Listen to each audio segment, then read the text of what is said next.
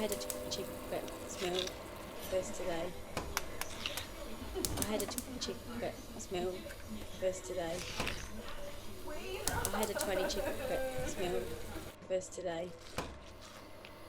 I had a 20 chicken breakfast meal first today. I had a 20 chicken nugget box meal for breakfast today.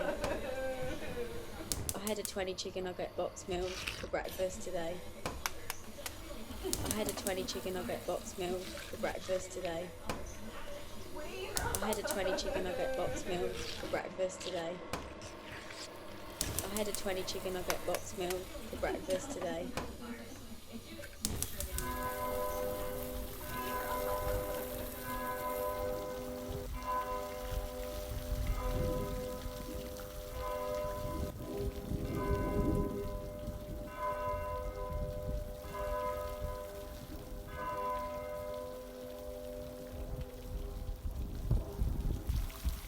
In the morning, I will probably have a pain au chocolat or a croissant, something light, or like cereal if I'm feeling to get up and go into my kitchen. If I'm eating like a proper breakfast, but most days I don't. So because I don't really get a chance to eat breakfast, which is really bad. But and I just can't bother with breakfast. I'd rather have a couple of cup of teas and a coffee, tea, Yorkshire tea. Like strong builder's tea. I don't like any of this weak nonsense. But yeah, in the early days of the business when we first opened, I was was still working at Rolls-Royce full time, and we would open at 8:30. I would go in with her at 7 o'clock in the morning, and we would prepare all the things that we needed for that day. We set up a little differently now that we have somebody that just does that all day, but back in the early days it was me and Marta would go in early and do that before we opened, and then I would go off to Rolls-Royce and she would stay in the cafe and run that. Yeah, that's about the most that we would bake together is because of really nice. All my friends that I have now I've met through the job, and my girlfriend I met through the job. It's a massive social aspect, and I've tried to work out of the industry to see, because it was like, it is, your life becomes your work when you work in this industry. It's not something you leave behind at 5 o'clock. And I've tried to do things that are 9 to 5s, and I can't do it. Like mentally, I can't sit at a desk. Hello, good afternoon. Welcome to this BBC News special as we await a coronavirus briefing from Downing Street this afternoon. Our latest headlines. A race against time. More than 2.5 million vaccinations against coronavirus have already been given across the UK. That's according to the head of NHS England. But the Prime Minister says it is still vital that people stick to the rules. We cannot be complacent, and the worst thing now would be for us to allow success in rolling out a vaccine program to breed any kind of complacency about the state of the pandemic. The Health Secretary, Matt Hancock, will lead a Downing Street briefing on coronavirus at 5 o'clock this afternoon alongside Professor Stephen Powis, the National Medical Director of NHS England. We will bring that to you live here on BBC News.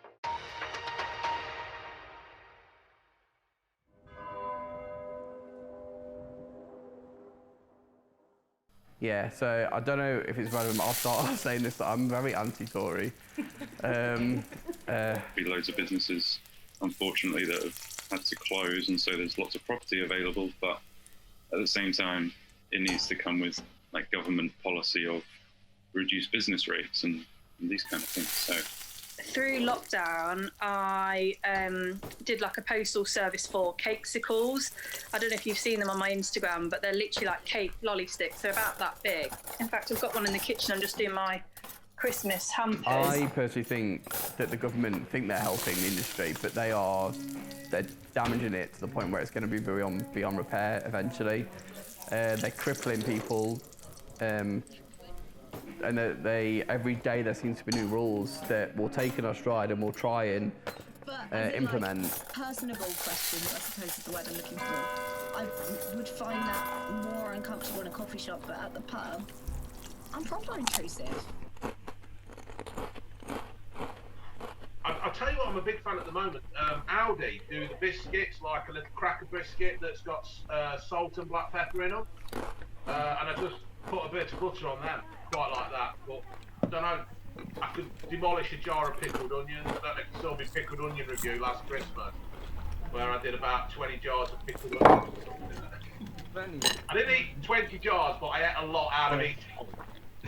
Food, I'm open to anything. I'll try any food.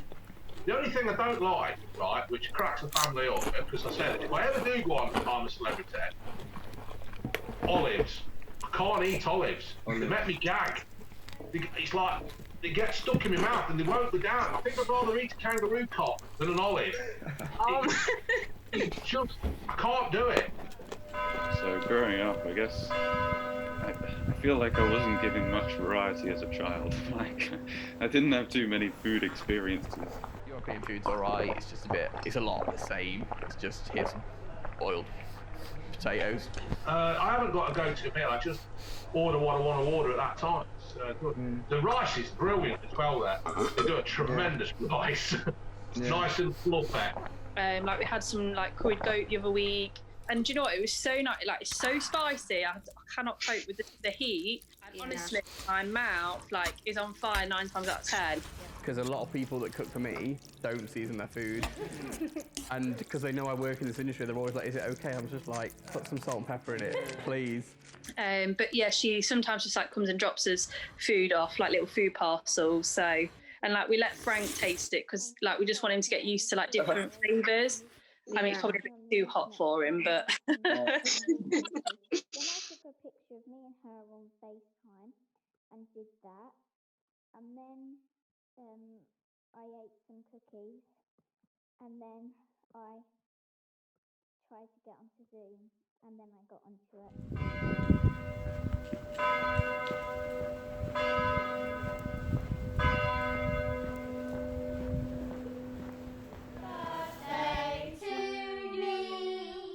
Happy birthday to you. Happy birthday, dear Ruby. Happy birthday to you.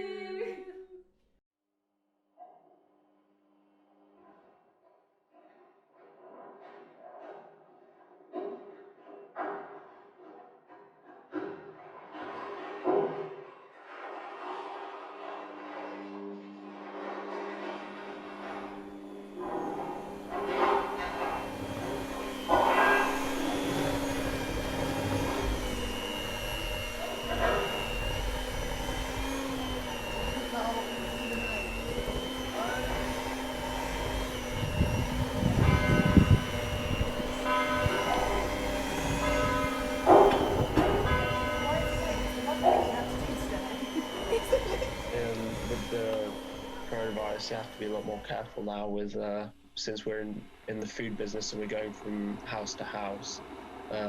Like I got a message, so I had to self-isolate for like 5 days because I'd been, going to so many restaurants and houses that I inevitably came across someone who had the virus. So it's sort of a negative, I guess, of the job. Yeah. The exception, so for example, the exception that you have to be you can be a party of 6 unless you're one household, at which point there's no upper limit because no upper limit's been set.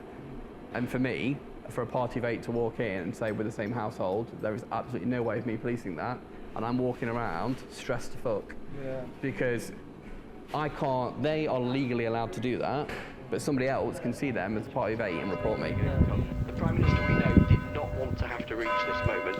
He was a keen advocate and a passionate advocate of the regional tiered approach, and with that took quite a lot of political heat. You'll remember the conversations, the arguments, the very public, angry arguments. I'm going to stop you, Chris. Here they are.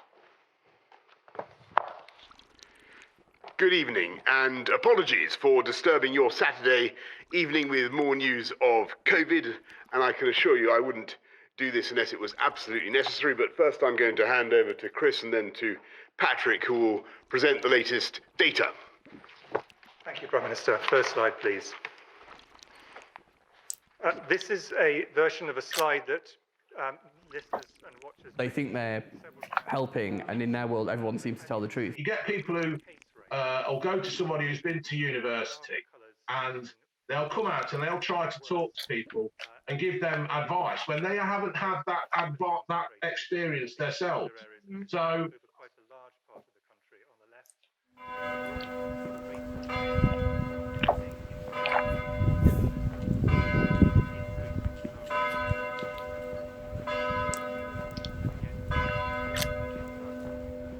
I'd go with dinner probably.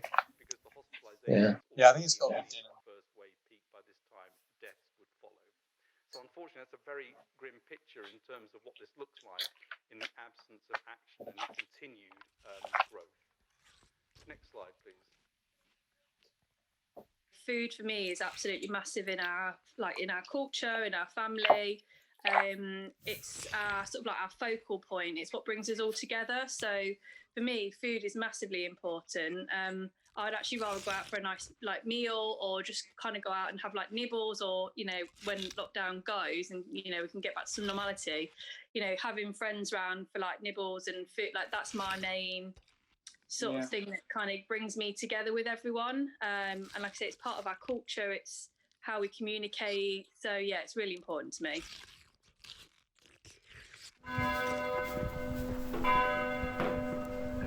For us, is like a vehicle for what we do in terms of trying to bring a community together.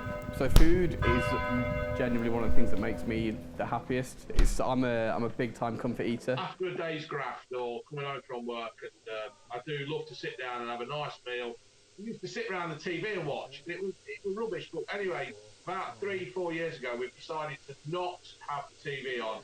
We sit in the kitchen, we eat, and we discuss things, and that's it. It's one of the, we try to keep that. So yeah, to finish work, come home, have dinner, and dinner time.